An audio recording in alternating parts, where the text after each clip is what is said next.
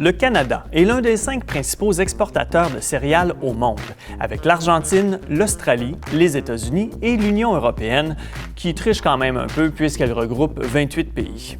Cette année encore, le blé est notre principale culture, avec une production prévue de 18,5 millions de tonnes métriques, une baisse de rendement par rapport à 2014, où on avait récolté près de 4 % du blé produit sur la planète. Une grande majorité de notre blé est exporté ailleurs dans le monde, principalement vers les États-Unis, le Japon et l'Indonésie.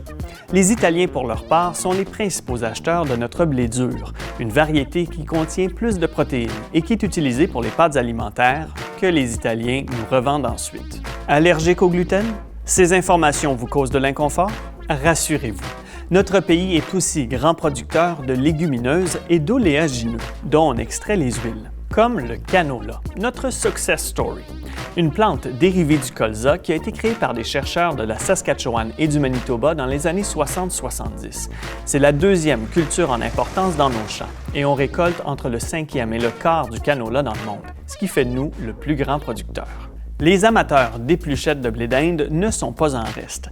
Le maïs, qui est la plus importante culture mondiale, arrive en 3e position dans les champs canadiens. Il faut cependant préciser que la quasi-totalité du maïs cultivé sur notre territoire est du maïs grain, utilisé pour nourrir le bétail et pour les aliments transformés. Si les prairies sont le territoire incontesté du blé, du canola et des légumineuses, ce sont l'Ontario et le Québec qui remportent la palme, ou l'épi, de la production de maïs, assurant respectivement 60 et 30 % des récoltes. Enfin, si vous avez plutôt un appétit d'oiseau, on a ce qu'il vous faut, car le Canada produit aussi des graines à canaries.